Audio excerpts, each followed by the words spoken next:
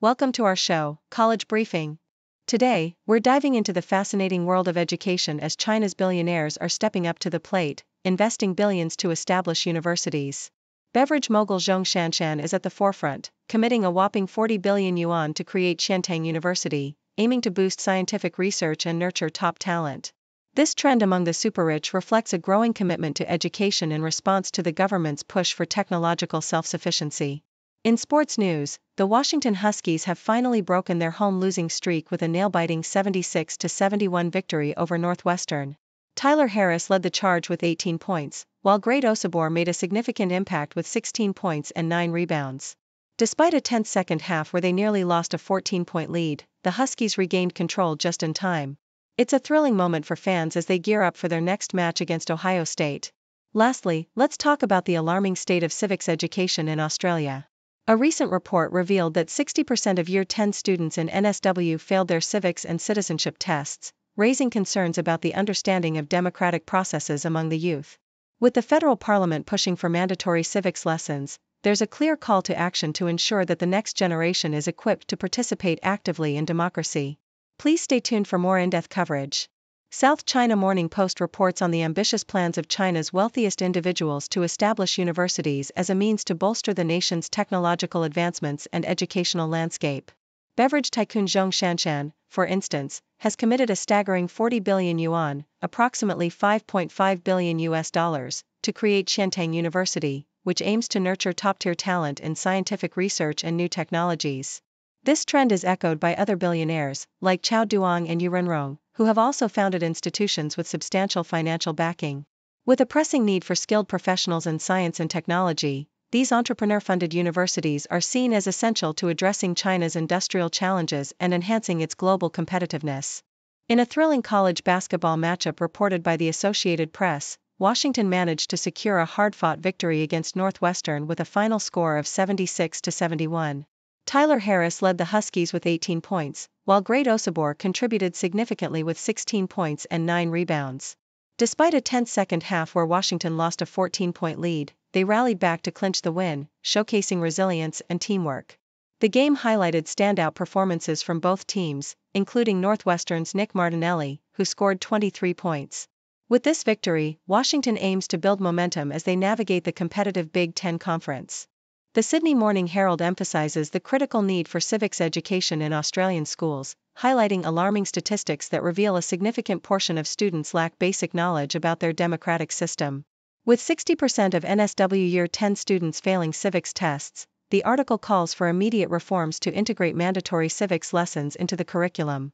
The decline in civic understanding poses a threat to social cohesion and informed participation in democracy, especially in an age rife with misinformation and social media manipulation. As the NSW government prepares to implement mandatory civics education by 2027, the article urges swift action to ensure that young Australians are equipped with the knowledge and skills necessary to engage meaningfully in their democracy.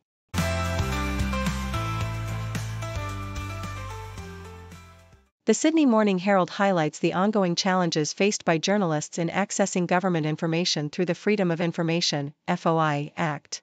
While FOIs are intended to promote transparency and accountability in government, the process has become increasingly cumbersome and frustrating.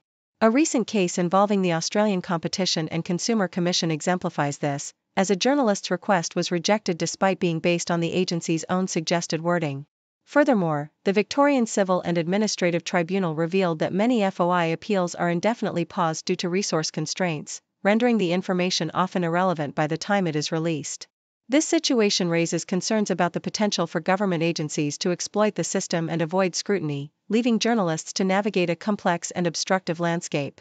In sports news, the Toronto Star reports on a thrilling college basketball game where Dre Davis of number 25 Mississippi secured a comeback victory against LSU with a last-second tip-in. The Rebels, trailing by 5 points late in the game, rallied to score 7 unanswered points, culminating in Davis's decisive play with just 0.1 seconds remaining. The game showcased not only Davis's standout performance with 22 points and 7 rebounds but also the resilience of the team, which has shown an ability to overcome halftime deficits throughout the season. Despite their struggles, LSU continues to fight in a tough Southeastern Conference, but this loss marks their 6th consecutive defeat. The South China Morning Post explores the significance of food colors and their impact on our perception of taste. The article delves into how food manufacturers have historically utilized synthetic dyes to enhance the visual appeal of their products, making them look fresher and more enticing. This practice has sparked debates over safety, as evidenced by the recent FDA ban on a specific red dye due to cancer concerns. Experts emphasize that our first sensory interaction with food is visual, and colors influence our expectations and associations with flavors. Cultural differences also play a role in how we perceive colors in food, with vivid colors often linked to intense flavors. Ultimately, the article underscores the complex relationship between color, marketing, and our eating experiences, revealing how deeply ingrained these associations are in our daily lives.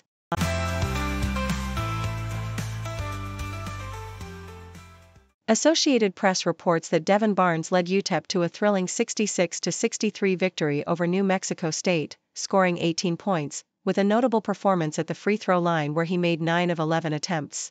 The Miners took a narrow lead into halftime, 28-24, and despite being outscored in the second half, they clung to their advantage thanks to Barnes' crucial 10 points in the latter half. Otis Frazier III contributed significantly with 16 points and 9 rebounds, while Emmanuel Chimanga was the standout for the Aggies with 13 points and 6 rebounds. This win improves UTEP's record to 16-7, setting the stage for their next matchup against Florida International. Associated Press also highlights Marcus Williams' impressive 19-point performance, leading San Francisco to a 72-66 victory over Loyola Marymount. Williams not only showcased his scoring ability but also made 3 steals, helping the Dons secure their 20th win of the season. Ryan Beasley and Malik Thomas added 18 and 14 points, respectively, with Thomas's early scoring helping San Francisco maintain a lead at halftime. A decisive 8-0 run in the second half allowed them to pull ahead and ultimately secure the win. The Dons will face Gonzaga next, while Loyola Marymount prepares for their game against Pepperdine. Associated Press discusses the ongoing debate surrounding gender representation in state constitutions, particularly in South Dakota, where the Constitution still refers to the governor as he, despite having a female governor, Kristi Noem, for the past 6 years. Noem's attempt to amend the Constitution to reflect gender-neutral language was rejected by voters, highlighting a broader issue where many state constitutions have not been updated to recognize the increasing presence of women in politics. The article underscores the importance of language in conveying values and representation, with advocates arguing for modernization to reflect contemporary societal norms. Despite the setback, efforts continue in various states to address this outdated language, emphasizing the evolving nature of gender identity and representation in governance.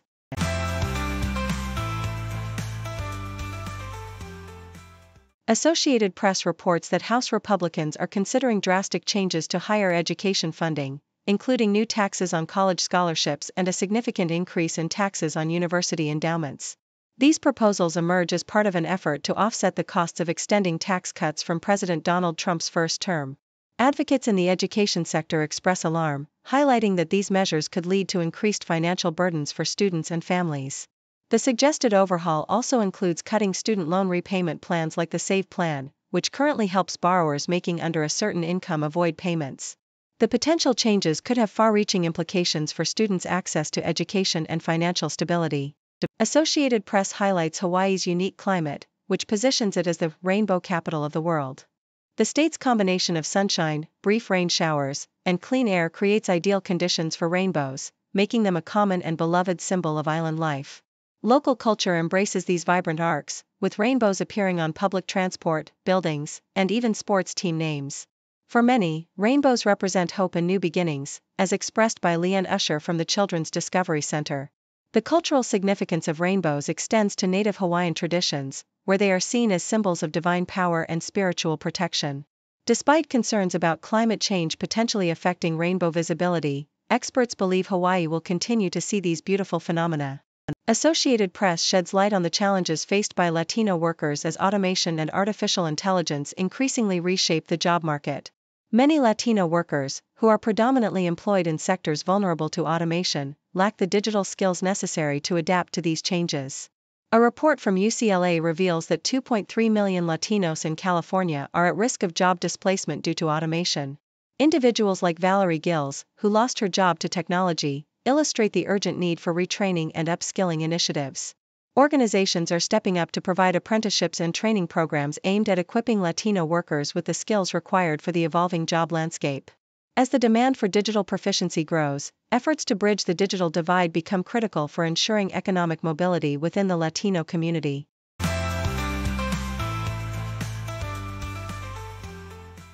Associated Press. In a decisive showdown on Saturday night, Ty Johnson emerged as the star for UC Davis, scoring 20 points to lead his team to a 65-49 victory over Cal State Fullerton. Johnson showcased his skills with an 8 for 20 shooting performance, including 3 three-pointers, while also contributing to the game with key assists and steals. Leo DeBrule supported the effort with 11 points, and Carl Daughtery Jr. added 10. On the other side, the Titans struggled, with Zach Vicentin scoring 17 points but unable to change the course of the game. Both teams are set to face off against new opponents this Thursday, with UC Davis hosting UC Riverside and Cal State Fullerton taking on Cal Poly. Associated Press. Abilene Christian secured a solid 84-70 win against Southern Utah, thanks to a stellar performance by Hunter Jack Madden, who scored 22 points and demonstrated his shooting prowess by making 4 of 6 from beyond the arc. His teammates, Braden Hubbard and Dontrez Williams, also made significant contributions with 17 and 12 points, respectively. The Thunderbirds, led by Jameer Simpson with 14 points, struggled to keep pace with the Wildcats.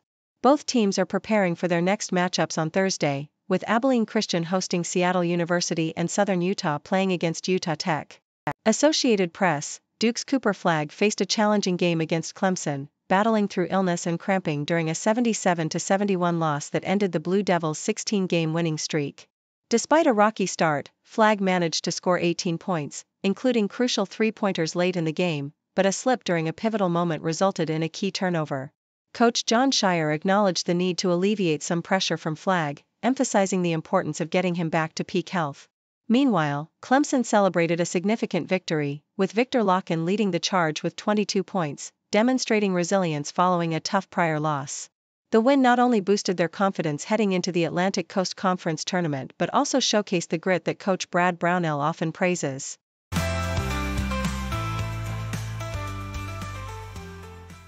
Thank you for tuning in. The content above showcases the latest briefing reports and analytical synopses, thoughtfully curated by the 6Do team. These insights stem from a wide array of reputable media outlets, think tanks, government sources, and specialized experts worldwide. We encourage you to explore these sources for a comprehensive perspective. Keep in mind that while the content may not always align with the official standpoint of 6Do Brief, it's not meant to be taken as absolute directives for decision-making. Comprising seasoned media professionals, learned scholars, and accomplished scientists, the 6Do team embodies a trailblazing, fully independent media entity. To customize 6Do Brief to meet your professional needs, you have the option to subscribe to a diverse array of briefings on our website, 6dobrief.com. Regardless of your location, you can conveniently receive 6Do Brief via email.